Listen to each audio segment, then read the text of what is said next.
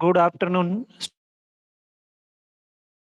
जैसा कि आज का हमारा जो विषय रहेगा, आपके पाठ्यक्रम में कविता नंबर 2 तुलसीदास जी के द्वारा रचित रामचरितमानस के बालकांड से जो अध्याय नंबर 48 है, उसमें से जो काव्यांश है, जो ये पंक्तियां हैं, राम लक्ष्मण परशुराम संवाद, इसी पर हम आज चर्चा परिचर्चा करेंगे। इसी कविता पर जो ये अध्याय नंबर 48 है, जो बालकांड से लिया गया है।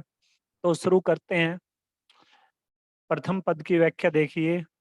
नाथ संबुधनु बंज निहारा, ओही केउ एक दास तुम्हारा। अब ये जो काव्यांश है, इस काव्यांश में आप सर्वप्रथम एक प्रसंग जान लीजिएगा, प्रसंग क्या होता है। फिर ये इस काव्यांश की व्याख्या बताता हूं मैं आपको। प्रसंग में हमें 3-4 बातें लिखनी होती है। एक, किताब का नाम। दूसरा, कविता का नाम। तीसरी जो बात है वो बतानी होती है कि कवि का नाम, कवि और कविता का नाम। चौथी बात, उस काव्यांश में कवि ने किस संदर्भ में बताया है। ठीक है, ये 4 बातें बतानी है। तो स्टार्ट है। तो इस काव्यांश का आप एक बार प्रसंग जान लीजिएगा। प्रस्तुत काव्यांश या प्रस्तुत पंक्तियां हमारी हिंदी की पाठ्य पुस्तक अक्षितिज भाग 2 में संकलित राम लक्ष्मण परशुराम संवाद से ली गई है या लिया गया है। इसके जो रचयिता है गोस्वामी तुलसीदास जी हैं, और इस काव्यांश में गोस्वामी तुलसीदास जी ने क्या बताया है। गोस्वामी तुलसीदास जी ने बताया कि गुरु राम और लक्ष्मण राजा जनक की सभा में सीता स्वयंवर के अवसर पर गए थे, और राम ने वहां पर शिव जी के धनुष को तोड़ दिया था, और परशुराम ने क्रोध में आकर इसका विरोध किया था। तब राम ने उन्हें शांत करने का प्रयत्न किया था। ये इस प्रसंग में आप बताओगे। ठीक है। अब इस काव्यांश की व्याख्या जान लीजिएगा। नाथ संबुधनु बंज निहारा, ओही केउ एक दास तुम्हारा। नाथ, स्वामी, यानी कि राम जी ने किसके लिए प्रयोग किया नाथ शब्द। नाथ शब्द प्रयोग किया है परशुराम जी के लिए। शंभुधनु बंज निहारा। शंभुधनु, शंभुधनु क्या होता है। शंभु का धनुष, यानी कि शिव का धनुष। बंज निहारा, तोड़ने वाला। ओई, होगा। केऊ, कोई। एक एक, दास, गुलाम या सेवक। तुम्हारा, तुम्हारा जो शब्द राम जी ने प्रयोग किया है, किसके लिए प्रयोग किया है। परशुराम जी के लिए। तो प्रथम पंक्ति की व्याख्या देख लीजिए। श्री रामचंद्र जी परशुराम जी को संबोधित करते हुए कहते हैं कि हे स्वामी, हे नाथ, भगवान शिव के धनुष को तोड़ने वाला कोई ना कोई आप ही का कोई एक दास होगा। यानी कहने का तात्पर्य ये है कि जिस किसी ने भी भगवान शिव के धनुष, राम जी कह रहे हैं किसको संबोधित करते हुए। परशुराम जी को संबोधित करते हुए। परशुराम जी को संबोधित करते हुए कह रहे हैं कि जिस किसी ने भी भगवान शिव के धनुष को तोड़ा है, वो कोई ना कोई, वो जिसने भी भगवान शिव के धनुष को तोड़ा है, वो आप ही का दास रहा होगा। आप ही की उसने सेवा की होगी, आप ही की भक्ति की होगी। तभी उसके अंदर इतना सामर्थ्य, इतनी योग्यता, इतनी ताकत उसके अंदर आई है। तभी तो उसने शिव के धनुष को तोड़ा है। आधार में बता दिया मैंने आपको। थोड़ा सा ये जान लीजिएगा इसमें काव्यांश में क्या है कि राजा जनक ने आसपास के दूर दराज के क्षेत्रों से राजा महाराजाओं को बुलाया हुआ है, और उसमें राजा जनक अपनी पुत्री सीता सीता के विवाह के लिए राजा महाराजाओं को, दूर दराज के क्षेत्रों से राजा महाराजाओं को अपनी सभा में बुला लिया।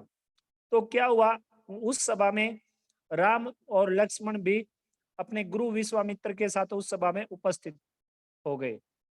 अब जिस समय ये घटना घटित हुई, अब उस सभा में क्या हुआ, उस सभा में एक शर्त ये रखी गई थी कि जो इस शिव के धनुष को उठाएगा और इस पर डोरी चढ़ा देगा तो सीता उसी के गले में वर की माला पहनाएगी, उसे ये अपना वर स्वीकार करेगी। ये शर्त रखी थी राजा जनक ने। अब उस सभा में दूरदराज के जो राजा महाराजागण आए हुए थे, उनके अंदर इतनी सामर्थ्य हुई नहीं, इतनी ताकत उनके अंदर थी ही नहीं कि वो भगवान शिव के धनुष को उठा सके। अब क्या हुआ, सभी राजा महाराजाओं ने प्रयत्न किया, प्रयास किया, कोशिश की शिव धनुष को उठाने की, लेकिन वो उठ ही नहीं पाया। अब राजा जनक काफी चिंतित हो गए थे और राजा जनक जब चिंतित हुए कि क्या इतने बड़े बड़े इतने ये बलशाली जो राजा हैं, जो ताकतवर राजा इस सभा में आए हैं, इनमें से कोई भी ऐसा नहीं है जो इस जो मेरी पुत्री सीता के योग्य हो, जो इस शिव के धनुष को उठा सके। तो सभी राजा महाराजाओं ने गर्दन नीचे की, आंखें झुका ली। तो गुरु विश्वामित्र ने राम जी की ओर इशारा किया, तो राम जी ने गुरु विश्वामित्र जी से आशीर्वाद लेकर, राजा जनक से आशीर्वाद लेकर, तो ये जो भगवान शिव का धनुष था उसको उठा दिया। और ये जब जैसे ही ये भगवान शिव के धनुष को उठाया तो उस समय जो परशुराम थे, परशुराम सभा में उपस्थित नहीं थे, परशुराम बाहर थे, यानी कि वन में थे। और परशुराम को चारों ओर आकाश में बिजली कड़की, परशुराम को एहसास हो गया, तो परशुराम दौड़े दौड़े राजसभा में आए। और जैसे ही राजसभा में परशुराम ने प्रवेश किया और प्रवेश करके उन्होंने सवाल जवाब किए परशुराम ने कि इस शिव के धनुष को किसने तोड़ा है। ये सभी बातें बाल कांड का जो अध्याय नंबर 47 है, 47 में ये बातें दी हुई हैं। ठीक है, तो फिर ये 48वें अध्याय में ये बातें दी हुई है कि नाथ संबोधनु बंज निहारा ओई केव एक दास तुम्हारा। तो परशुराम जी के सवालों का जवाब देते हुए राम जी कहते हैं, राम जी परशुराम को कहते हैं कि हे नाथ, हे स्वामी, संबोधन शैली है कि हे स्वामी, भगवान शिव के धनुष को तोड़ने वाला आप ही का कोई ना कोई एक दास रहा होगा। यानी कि जिस किसी ने भी भगवान शिव के धनुष को तोड़ा है वो आप ही का गुलाम रहा होगा, उसने आप ही की भक्ति की होगी, आप ही की सेवा की होगी, तभी उसके अंदर इतनी ताकत आई होगी। ठीक है, इस काव्य पंक्ति का अर्थ सिर्फ यही है कि राम जी परशुराम को संबोधित करते हुए कहते हैं कि हे नाथ, हे स्वामी, भगवान शिव के धनुष को तोड़ने वाला आप ही का कोई एक दास रहा होगा। ठीक है, आगे चलिएगा। आइए सो का कहिए किन मोई, सुनी रिसाई बोले मुनि कोई। आइए सो होता है आज्ञा, आदेश। का कहिए, कहना, का क्या, कहिए कहना, किन मोही, मेरे लिए। मोही जो शब्द प्रयोग किया है राम जी ने खुद के लिए प्रयोग किया है। अब राम जी कहते हैं परशुराम को कि आप मेरे लिए क्या आदेश देते हो, आप मुझे क्या आज्ञा देते हो, क्या आज्ञा देते हो, आप कहते क्यों नहीं हो, किन मोही, मुझे आप क्यों नहीं कह रहे हो। सुनी रिसाई बोले मुनि कोई, सुनी सुनकर रिसाई क्रोध में बोले कहने लगे। मुनि जो शब्द प्रयोग हुआ है परशुराम के लिए प्रयोग हुआ है। किसके लिए प्रयोग हुआ है, परशुराम के लिए। कोई क्रोधी। अब ये सभी बातें जैसे ही परशुराम ने राम जी की बातों को सुना तो राम जी की बातों को सुनकर सुनी रिसाई बोले मुनि कोई, ये सुनकर क्रोधित मुनि गुस्से में आकर क्रोधित मुनि ने बोलना शुरू किया। यानी कि कहने लगे, क्या कहने लगे क्रोधित मुनि, क्या बातें सुनकर उनको क्रोध हुआ, राम जी की बातों को सुनकर। कौन सी बातों को सुनकर, कि जैसे राम जी ने बताया कि इस शिव के धनुष को तोड़ने वाला कोई ना कोई आप ही का दास रहा होगा। प्रश्नाशैली है प्रथम काव्यांश में और प्रथम पंक्ति में, जो प्रथम पंक्ति है इसमें प्रश्नाशैली है। फिर आगे देखिए, तीसरी पंक्ति में सेवकु सो जो करे सेवकाई, सेवकु सेवक, सो वह जो जो करे करता है, सेवकाई सेवा। अब परशुराम जी राम जी को जवाब देते हुए कह रहे हैं कि सेवक तो वही होता है जो सेवा का काम करे, यानी कि जो सेवा करता है उसी को सेवक माना जाता है। अब राम जी पर परशुराम जी ने सवाल वो कर दिए, क्या नाम है, क्वेश्चन मार्क लगा दिया कि आप ओके, सेवकु सो जो करे सेवकाई, कि परशुराम जी कहते हैं कि सेवक तो वही होता है जो सेवा का काम करता है, जो सेवक होता है। अब ये बात क्यों कही है परशुराम ने राम जी को? ये बात इसलिए कही क्योंकि परशुराम भगवान शिव के उपासक रहे हैं, भगवान शिव की उपासना की है परशुराम ने। और परशुराम ये मानते हैं कि मैं ही उस भगवान शिव का सच्चा दास हूं, मैं उस भगवान शिव का हूं, मैंने ही भगवान शिव की सेवा की है। मेरे सिवाय इस संसार में भगवान शिव की सेवा करने वाला कोई, मुझसे बड़ा कोई सेवक है ही नहीं। ऐसी विचारधारा, ऐसी सोच परशुराम की थी। इसीलिए परशुराम ने ये बातें कही है कि सेवकु सो जो कि सेवक तो वही होता है जो सेवा का काम करता है या जो सेवा करता है। अरि करनी करिए लड़ाई, और जो अरि करनी क्या बताया था कल मैंने? अरि करनी का मतलब होता है दुश्मन, शत्रु। करता है, करिए लड़ाई, लड़ाई ही करता है। और जो दुश्मन का काम है, दुश्मन का काम तो सिर्फ लड़ाई ही करना होता है। दुश्मन तो सिर्फ लड़ाई करता है, दुश्मन का तो एक ही काम मिलता है, और वो काम क्या मिला हुआ है दुश्मन को? लड़ाई करना। यानी कि ये बात किसने कही है?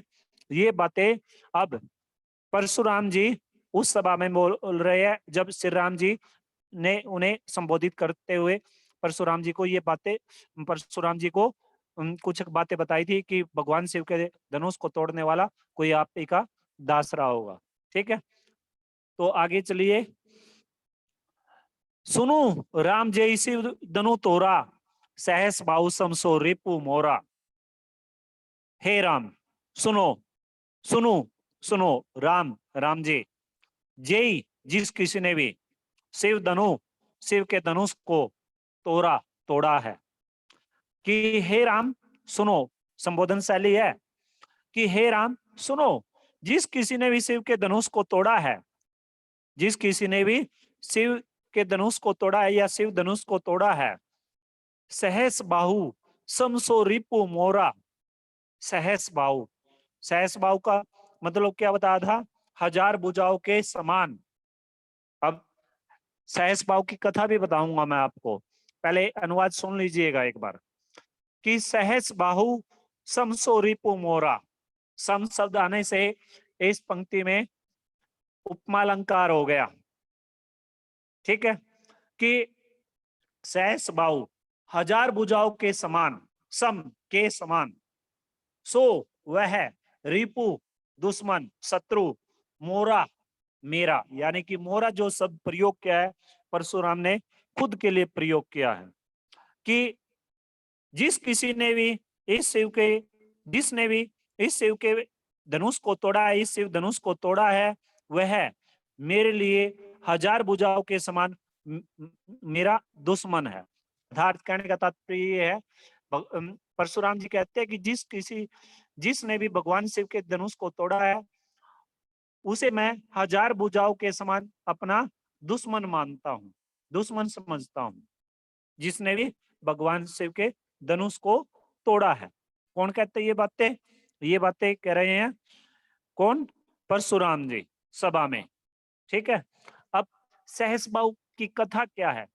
परशुराम और सहसबाहु की कथा सुन लीजिएगा एक बार, ताकि आपको, क्योंकि ये जो पंक्ति है ये इस कविता में बार बार आती रहेगी, दोहराई जाएगी। ये सहस बाहु समसो रिपु मोरा, ये बार बार आएगी। अब परशुराम और सहस बाहु की जो कथा है इस कविता के अनुसार, इस कविता में कई बार इसका उल्लेख हुआ है इस पंक्ति का, और ये जो सहस बाहु नामक शब्द है इसका भी कई बार उल्लेख हुआ है, क्योंकि परशुराम और सहस बाहु के बैर की अनेक कथाएं जग में प्रचलित हैं। लेकिन महाभारत के अनुसार एक कथा मैं आपको बताता हूँ, एक कथा के संदर्भ में आपको बताता हूँ, इसके परशुराम और सहस बाहु की कथा के संदर्भ में जो महाभारत के अनुसार है।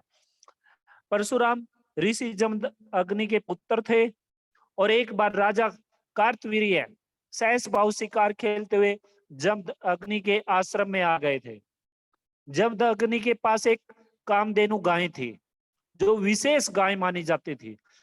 ऐसा कहते हैं कि वह सभी की मनोकामनाओं को, वो जो गाय थी किसके पास, जमद अग्नि के पास, यानी कि परशुराम जी के पिताजी के पास जो गाय थी ना, वो सभी की मनोकामनाओं को पूरा किया करती थी। तो कार्तवीर्य सहस बाहु ने ऋषि जमदग्नि से कामधेनु गाय की मांग की, लेकिन ऋषि जमदग्नि द्वारा मना किए जाने पर सहस बाहु ने कामधेनु गाय का बलपूर्वक अपहरण कर लिया था और इस पर क्रोधित हो परशुराम ने सहस बाहु का वध कर दिया था। कार्तवीर्य सहस बाहु का क्या कर दिया था, परशुराम ने वध कर दिया था। और इस कार्य की ऋषि जमदग्नि ने बहुत ही निंदा की और परशुराम ने को प्रायश्चित करने को कहा। उधर सहस बाहु के पुत्रों ने क्रोध में आकर ऋषि जमदग्नि का वध कर दिया था और इस पर फिर से क्रोधित होकर परशुराम ने पृथ्वी को अस्त्रविहीन करने की प्रतिज्ञा ठान ली थी। ये जो कहानी है, ये कथा, ये महाभारत के अनुसार है परशुराम और सहस बाहु की। ठीक है, तो सहस बाहु नामक शब्द से आप अच्छे से परिचित हो गए। आगे चलिएगा। सो बिलगाओ ब्याई समाजा न तय मारे जय सब राजा। सो वह, सो का अर्थ क्या है, वह है। बिलगाओ, बिलगाओ होता है त्याग देना। बिलगाओ का मतलब क्या होता है, त्याग देना, अलग हो जाना, छोड़ देना। ब्याई समाजा, इस समाज को, इस समाज में, इस सभा में जो उपस्थित है। न तय मारे, न तय नहीं तो मारे, मारे जाएंगे, मारे जय सब राजा, ये सभी के सभी राजागण मारे जाएंगे। अब देखिए क्या कहते हैं परशुराम जी कि सो बिलगाओ ब्याई समाजा, कि जिस किसी ने भी इस शिव के धनुष को तोड़ा है वो उसके लिए है। ये जिसने शिव के धनुष को तोड़ा है वो या तो इस सभा से अलग हो जाए। सो बिलगाओ ब्याई समाजा, वो या तो इस सभा में क्या हो जाए, इस सभा से अलग हो जाए, इस समाज को छोड़कर, इस सभा को छोड़कर चला जाए। नहीं तो अगर वो इस सभा को छोड़कर नहीं जाता है, नैत्य मारे जय सब राजा, नहीं तो इस सभा में जितने भी राजा महाराजागण उपस्थित हैं वो सभी के सभी मेरे द्वारा मारे जाएंगे। अपनी वीरता कहे, वीरता का बखान कर रहे हैं परशुराम। वीर रस की प्रधानता है। कौन से रस की प्रधानता है, वीर रस की। और इस कविता में दो ही रसों की प्रधानता है, एक है वीर और दूसरा है रोदर। दूसरा कौन सा रस है, रोदर रस। ठीक है, और अगर इसमें ये छंदों की बात करें तो क्योंकि छंद जो रामचरितमानस नामक रचना है, तुलसीदास जी ने जिसकी रचना की है रामचरितमानस की, ये जो रामचरितमानस है ये 2 चौपाई छंद में रचित रचना है। तो जब ये रामचरितमानस 2 चौपाई छंद में है तो बालकांड किसका अंश हो गया, रामचरितमानस का, और ये जो पंक्ति है ये किसका अंश होगी, बालकांड का। तो इसमें कौन सा छंद हुए, 2 चौपाई। ठीक है, तो जब क्लासेस शुरू होगी तो उस समय बताऊंगा छंद के संदर्भ में आपको, या जब व्याकरण पोर्शन करेंगे तो उस समय आपको ये बताऊंगा। आगे चलिएगा।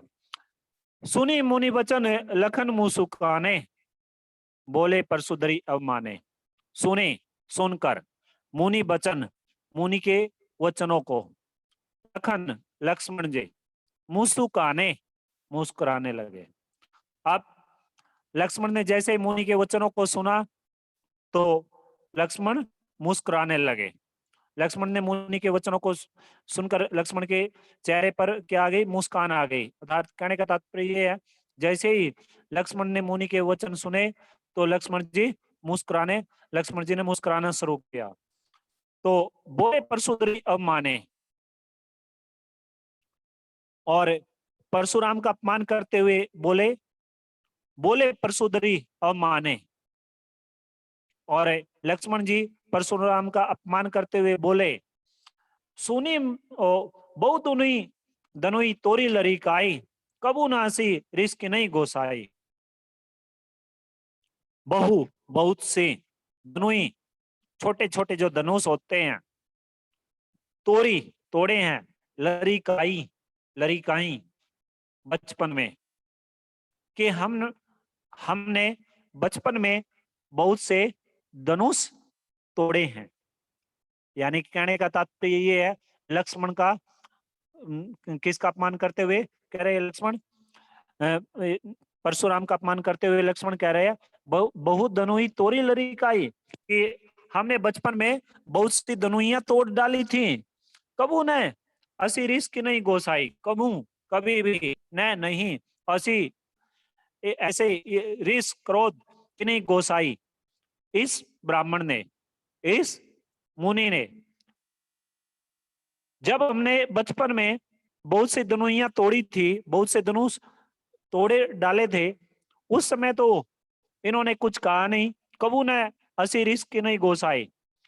किंतु उस समय तो इस ब्राह्मण ने कभी भी क्रोध नहीं किया, कभी भी हमें कुछ कहा नहीं, लेकिन यही धनु पर ममता के ही हेतु यही इसी यही सब जो प्रयोग हुआ है, ये प्रयोग किया गया है शिव धनुष के लिए।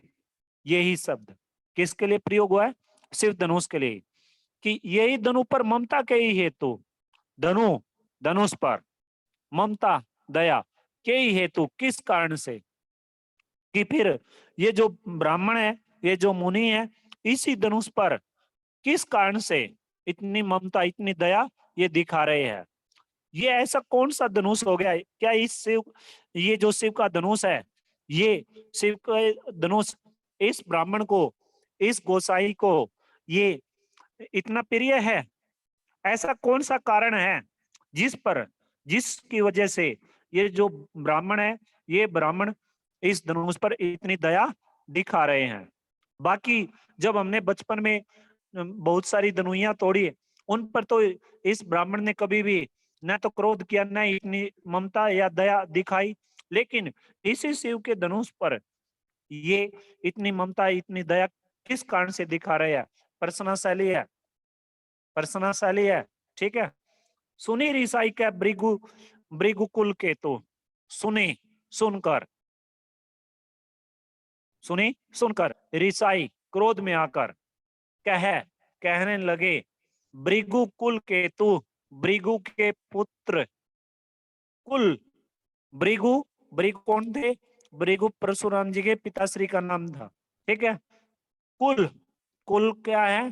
कुल परिवार। केतु का मतलब होता है पैदा होना, कि जैसे ही परशुराम ने, ये जो भृगुकुल केतु है, ये पूरा का पूरा जो शब्द है किसके लिए प्रयोग हुआ है? परशुराम के लिए प्रयोग हुआ है। परशुराम ने लक्ष्मण की बातों को सुना और सुनकर परशुराम क्रोध में आकर कहने लगे। क्या कहने लगे? परशुराम क्रोध में आकर, रे नृप बालक काल बस बोलत तो ही ना संभार। रे नृप बालक काल बस बोलत तो ही ना संभार। धनुहि सम त्रिपुरारी धनु विदित सकल संसार। रुद्र रस है। ये जो पंक्तियां हैं दोनों की दोनों, रे नृप बालक काल बस बोलत तो ही ना संभार, अधिकतर परीक्षा में पूछी जाती है, इनमें रस पूछा जाता है। तो कौन सा रस विद्यमान है इन पंक्तियों में? रुद्र रस। रे नृप बालक, हे राजा के बालक, हे राज बालक, हे राजपुत्र, काल बस बोलत तो ही ना संभार। कि आप काल के वश में, यमराज के वश में होने पर भी बोलत तो ही ना संभार, तुम उचित नहीं बोल रहे हो, होश में आकर नहीं बोल रहे हो, तुम गलत शब्दों का प्रयोग कर रहे हो। कौन कह रहे हैं ये बातें क्रोध में आकर?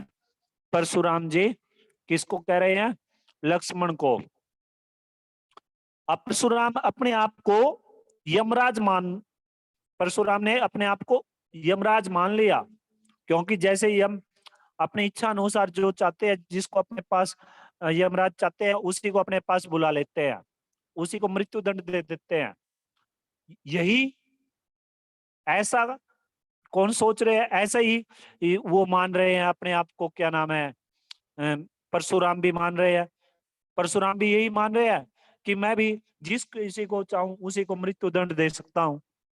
अब उन्होंने कहा कि रे नृप बालक, काल बस बोलत कोई ना संभार, कि तुम, हे राजा के बालक, तुम काल के वश में होते हुए भी उचित नहीं बोल रहे हो, तुम्हें काल का भी थोड़ा सा भी डर नहीं है, तुम उचित नहीं बोल रहे हो, होश में नहीं आकर बोल रहे हो। कौन कह रहे हैं ये बातें? ये बातें कह रहे हैं परशुराम जी, लक्ष्मण को संबोधित करते हुए। आगे चलिए। धनुई सम त्रिपुरारी धनु विदित सकल संसार, धनुई सम त्रिपुरारी धनु विदित सकल संसार। धनुई, धनुई क्या होती है? जो छोटे छोटे धनुष होते हैं। सम, सम शब्द आने से इस पंक्ति में कौन सा अलंकार हो गया? उपमा अलंकार। कौन सा अलंकार हो गया? उपमा। और उपमा कहाँ पर होता है? जब उपमेय और उपमान में समता प्रकट की जाती है, यानी कि दो वस्तु, दो पदार्थों, दो व्यक्तियों, दो स्थानों या उससे अधिक में एक दूसरे में कंपैरिजन बताई जाए, तुलना बताई जाए, तुलना की जाए, तो वहां पर मालंकार होता है। ठीक है भाई। कि धनुई सम त्रिपुरारी धनु विदित सकल संसार। त्रिपुरारी धनु, त्रिपुरारी धनु क्या होता है? त्रिपुरारी किसके लिए प्रयोग हुआ है? त्रिपुरारी प्रयोग हुआ है भगवान शिव के लिए। धनु, धनु होता है धनुष। विदित, विदित होता है प्रसिद्ध। सकल, पूरे के पूरे।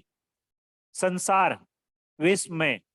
कि ये जो अब परशुराम जी कह रहे हैं इस पंक्ति में कि धनुई सम त्रिपुरारी धनु विदित सकल संसार, कि ये जो भगवान शिव का धनुष है, क्या तुम इसे, इस भगवान शिव के धनुष को तुम धनुइयों के समान समझ रहे हो? ये भगवान शिव का जो धनुष है, ये भगवान शिव का धनुष तो पूरे के पूरे संसार में प्रसिद्ध है। इस भगवान शिव के धनुष को, इस भगवान शिव के धनुष से पूरा संसार अच्छे से परिचित है। सारे संसार में प्रसिद्ध भगवान शिव का धनुष क्या तुम्हें धनुई के समान लगता है? अर्थात प्रश्नाशैली है। अर्थात तुम्हारे द्वारा शिव जी के धनुष को धनुई कहना, तुम्हारे अंदर इतना जो दुस्साहस तुमने कैसे पैदा कर लिया? क्या तुम्हें पता नहीं है ये जो भगवान शिव का जो धनुष है, ये पूरे के पूरे संसार में प्रसिद्ध है, और तुमने इसे क्या कह दिया? एक सामान्य सा धनुष बता दिया, धनुई के समान बता दिया। इतना साहस तुम्हारे अंदर कहां से आया? कौन कहता है ये बातें? ये बातें कह रहे हैं परशुराम जी लक्ष्मण को संबोधित करते हुए। ये इस काव्यांश की व्याख्या थी। अब इस काव्यांश का जो विशेष है, विशेष जान लीजिएगा। ठीक है भाई। एक तो इसमें तुलसीदास जी ने परशुराम क्रोधपूर्ण स्वभाव और लक्ष्मण की निडरता को आधार बनाकर अपनी बात को एक नाट्य से प्रस्तुत किया। दूसरा, इसमें जो शैली है, शैली जो आपके इस काव्यांश में इस काव्यांश में आपके दो चौपाई छंद का प्रयोग हुआ है, ओज गुण की प्रधानता है, और संवादात्मक शैली का भी प्रयोग हुआ है, संबोधन शैली भी प्रयोग हुई है, और अवधि भाषा का प्रयोग है, वीर रस की प्रधानता है। वीर रस, उपयुक्त पंक्तियों में वीर रस है, और नीचे रे नृप बालक बोलस काल बस बोला तो ही ना संभार, इन पंक्तियों में रौद्र रस की प्रधानता है। और भगवान शिव के लिए और परशुराम के रूप में, जैसे शिव परशुराम शंभु त्रिपुरारी परशुधरी भृगु कुल केतु मुनि, इस प्रकार के जो शब्द है ये पर्यायवाची शब्दों का प्रयोग हुआ है। और अगर अलंकारों की बात करें, अलंकार की बात करें, अलंकार की बात करें तो इस काव्यांश में अलंकार आपका जो प्रथम पंक्ति है, नाथ संबुधनु बंज निहारा, नाथ संबुधनु बंज निहारा, इसमें अनुप्रास अलंकार है। ठीक है भाई। और क्या नाम है, फिर आयेसु का कहिए किन मोही, इसमें क्या वर्ण किया आवृत्ति से अनुप्रास अलंकार है। हरि करनी करिए करिए लड़ाई, इसमें क्या वर्ण की आवृत्ति से अनुप्रास है। सहस भाव समसो रिपु मोरा, इस पंक्ति में भी सवर्ण की आवृत्ति से अनुप्रास अलंकार है। सकल संसार में भी अनुप्रास सवर्ण की आवृत्ति से अनुप्रास अलंकार विद्यमान है। बिलगांव बिहाई समाजा में व्यावरण की आवृत्ति से अनुप्रास अलंकार है। ठीक है। तो अनुप्रास के अतिरिक्त इसमें सहस बाउसम स्वरूपु मोरा, धनुई सम त्रिपुरारी धनु विदित सकल संसार उपमालंकार विद्यमान है और व्यंजना शब्द का प्रयोग हुआ है। ठीक है। अब ये जो काव्यांश है ये काव्यांश आपका समाप्त हो गया। इसने